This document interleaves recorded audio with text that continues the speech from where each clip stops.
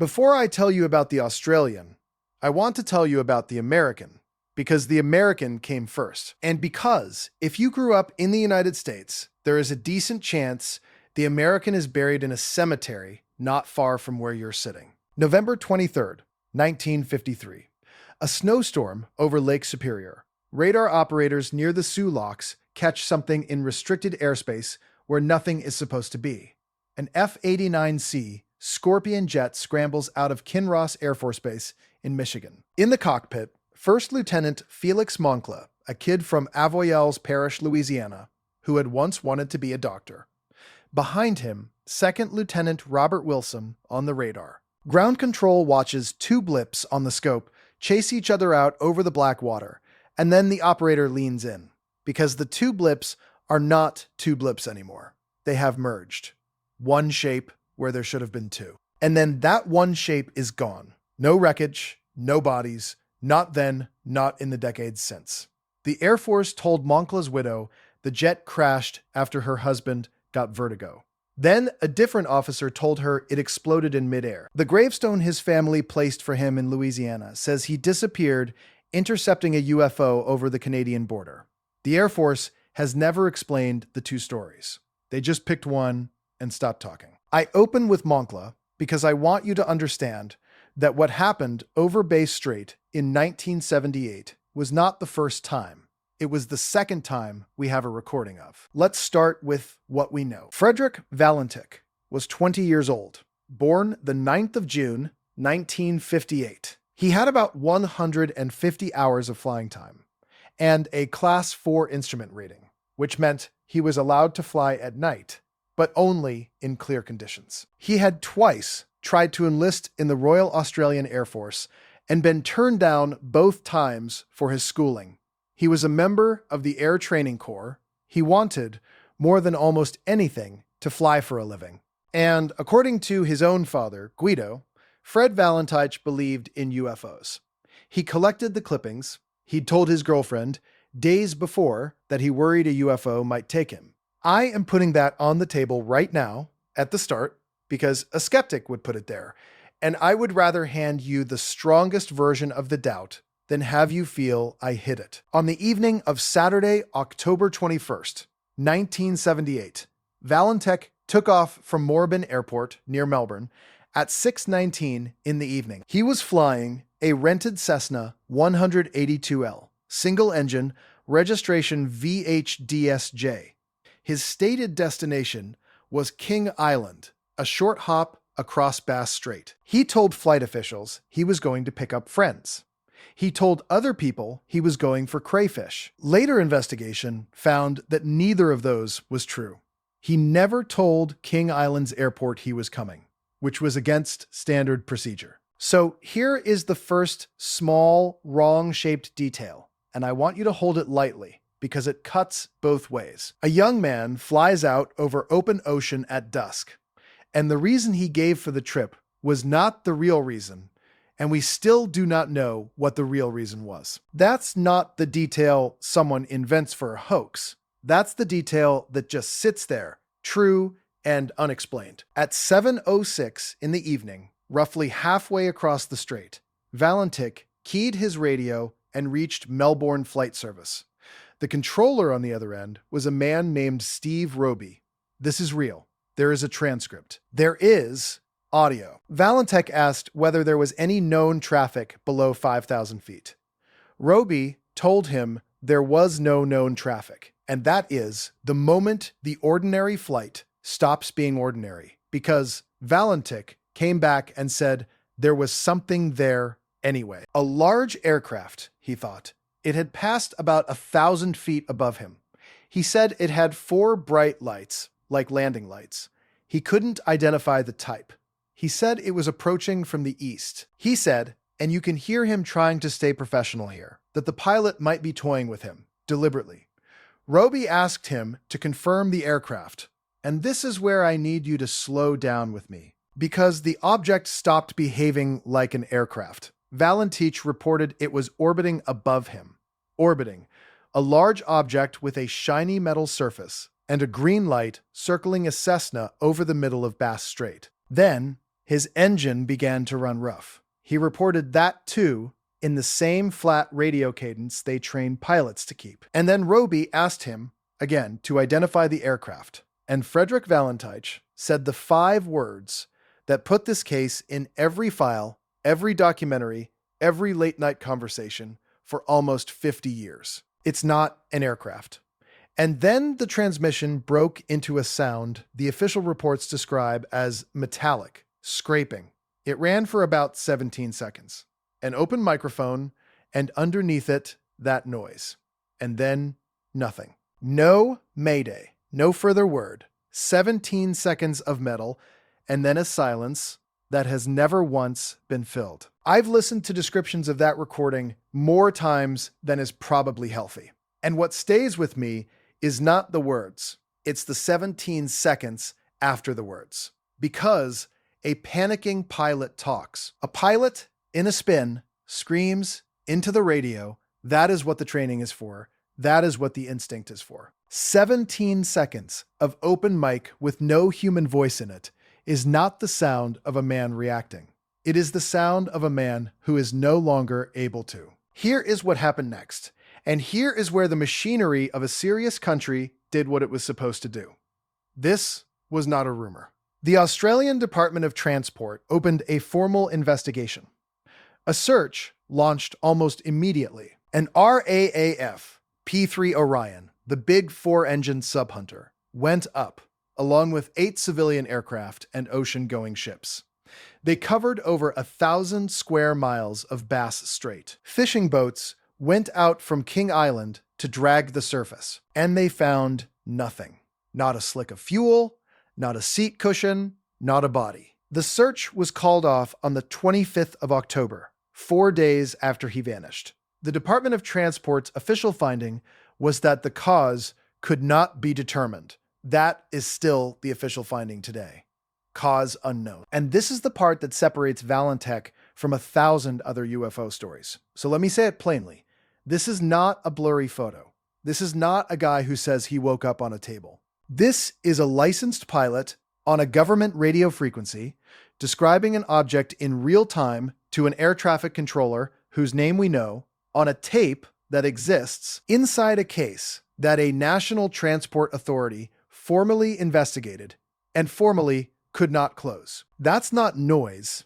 That's the signal. Now, the deeper I went, the more I understood that the honest thing to do is to give the boring explanation its full day in court. Because the boring explanation is genuinely strong, and if I skip past it, you should stop trusting me. In 2013, an astronomer and retired U.S. Air Force pilot named James McGaha, working with the veteran investigator Joe Nickel, published a careful reconstruction. Their argument goes like this. Valentich was inexperienced and rated only for clear weather night flying. Out over black water with no horizon, pilots suffer a specific, well-documented illusion. They think the wings are level when they are not. To correct a horizon that isn't really tilted, the pilot banks and the aircraft slides into a slow descending turn that feels, from inside, like flying straight. It's called the graveyard spiral, and it has killed a lot of good pilots.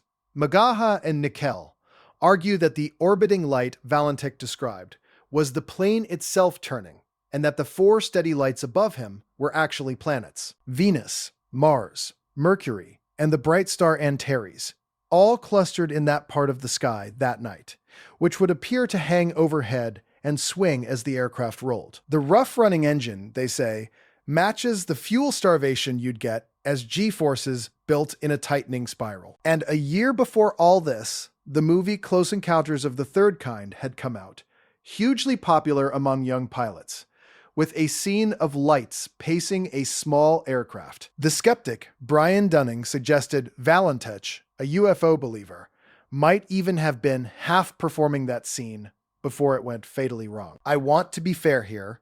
That is a good theory. It explains the lights, it explains the engine, it explains the spiral, it fits what we know about how inexperienced pilots die over water at night. If you handed me only the transcript and asked for the most probable answer, that is the answer I would give you. But it does not explain the object above.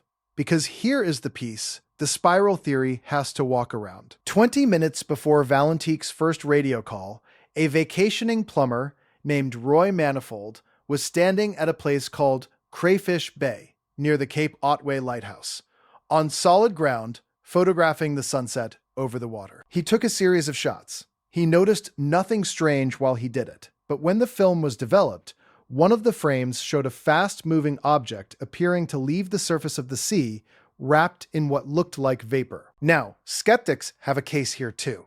A Snopes analysis suggested the blur was probably an out-of-focus fly or a bird crossing the lens. And that's fair, that's possible. But sit with the timeline for a second. 20 minutes before a pilot reports a shiny metallic object over that exact stretch of water, a man on the ground unknowingly photographs something rising out of that exact stretch of water. The graveyard spiral does not touch that photograph. The spiral is a story about one confused man in one cockpit. The photograph was taken by a different man on the ground who wasn't confused about anything, who was just trying to catch a sunset. I keep coming back to Manifold, standing on that headland, hearing nothing, seeing nothing, and catching it anyway. Because you cannot get vertigo through a camera lens. And then there is the wreckage. 5 years later, in July of 1983, an engine cowl flap washed ashore on Flinders Island. The Bureau of Air Safety Investigation looked at it. They confirmed it came from a Cessna 182 within a specific range of serial numbers. And that range included VHDSJ. Included it, did not confirm it. This is the closest thing to a body this case has ever produced, and it is a single hinged piece of metal that might be from his plane and might be from another. Carried who knows how far by 5 years of current. Offered up by the Strait like it was clearing its throat, and then thinking better of it. That's not a resolution.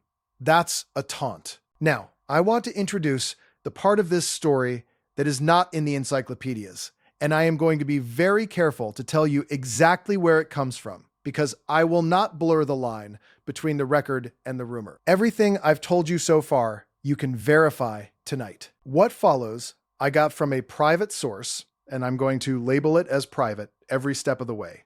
There is a man I'll call Arthur, not his real name. He was, in 1978, an amateur radio hobbyist living on the Victorian coast. One of those people who kept a receiver running in a back room the way other people keep a radio on for company. He is dead now. His notes came to me through a relative who had kept a shoebox of his logbooks for decades without ever reading them closely. In one of those logbooks, in Arthur's own hand, dated the 21st of October, 1978, there is an entry that reads, and I'm quoting the relative's transcription because I have only seen photographs of the page, picked up, scraping on the aircraft band, timed it, 11 minutes, could not raise anyone. Everyone said, I imagined it. 11 minutes. I want to be honest about what that is and isn't. It is one line in one private notebook from one man I never met, and I cannot prove the date wasn't written in later. It proves nothing. I know that. But the official record says the metallic scraping on Valentich's open mic lasted about 17 seconds. Arthur wrote 11 minutes. And when I first read that, I assumed he'd simply gotten it wrong. Except Arthur wasn't remembering. He was timing it in the moment with a watch and writing it down. And then, in his words, being told by everyone he mentioned it to that he'd imagined the whole thing. There's that phrase, again, in the margin of his notes, in different ink, added, who knows when. Everyone said, I imagined it. The same sentence, almost word for word, that shows up around so many of these cases. Not the beings, the people, afterward. I found a small monograph, self-published in 1996, by an Australian researcher who has also since died, that tried to collect the fringe radio reports from that night. My copy is a photocopy of a photocopy, the kind of document that barely survives, passed hand to hand. In it, the author uses a phrase, for the moment, a lost transmission stops being a rescue and starts being evidence. He called it the last honest minute. The final stretch of a recording where the pilot is still telling you the truth about what he sees before whatever happens next makes the truth unrecoverable. He argued that in the Valentich tape, the last honest minute is not the words, it's the 17 seconds of scraping. That the words were the man, the scraping was the answer. I have turned that phrase over and over. The last honest minute. What does it mean for a recording to be honest and then to stop being honest without ever becoming a lie? I don't have a clean answer. But once you've heard the phrase, you start listening to every one of these tapes differently. You start waiting for the minute where the human voice runs out and the machine keeps recording something the human can no longer describe. And this is where the absences start to stack up. And the absences are the reason I could not let this case go. The first absence. Valentich's plane was never plotted on radar. Not once. In ideal conditions, on a Saturday evening, a Cessna crossing Bass Strait, and at no point does he appear on a radar scope. That fact has been used to argue he was never near Cape Otway at all, that he faked his own disappearance, that there was even a report of a light aircraft landing mysteriously near Cape Otway around the same time. But turn it around. The most cited alternative to the UFO is that he staged the whole thing and flew off with enough fuel to reach the mainland. And yet, the same investigators eliminated that too. The people who actually knew him, the doctors and colleagues interviewed later, ruled out the idea that this was a man running away or ending his life. So we are left with a plane that no radar ever saw, a man with no motive to vanish, and no wreckage to say he crashed. The second absence. The case file itself went missing. For years, the primary Department of Transport documentation on one of the most famous aviation disappearances in the country's history was simply not where it should have been. It took an Australian researcher named Keith Basterfield working through the archives to rediscover the lost official file. Think about that. Not a UFO nut, a careful documentarian. And the thing he had to do first was find the paperwork the government had misplaced on its own most notorious open case. The third absence is Manifold's photograph, which has been analyzed and reanalyzed and somehow never definitively resolved in almost half a century. A single frame that either shows nothing or shows everything and has been allowed to remain exactly that ambiguous. And the fourth absence is the one I opened with, Felix Moncla. Because when I went looking at how his file was handled, I found the same shape, two official explanations given to the same widow, vertigo and then a mid-air explosion. A target identified as a Canadian C-47 that the Royal Canadian Air Force flatly denied was ever in the air that night. The story changed, and then the file closed, and a family in Louisiana was left to carve their own conclusion into granite because the Air Force wouldn't give them one. Here is the meta principle, and I'll say it once and only once, in my own words. The record does not thin out at random. It thins out at exactly the moment the record should be thickest. The tape runs out right when the object appears. The radar shows nothing precisely where the plane should be. The file goes missing on the one case everyone remembers. The explanation multiplies right at the point a grieving family needs it. To be single? I am not telling you this is a conspiracy. I have looked and I cannot prove a coordinated hand, and I won't claim one. The more troubling possibility, honestly, is that there is no hand at all. That a bureaucracy, confronted with a category of event it has no box for, simply chooses, at every fork, the path that requires the least documentation. Don't record what you can't explain. Don't keep a file you don't know how to close.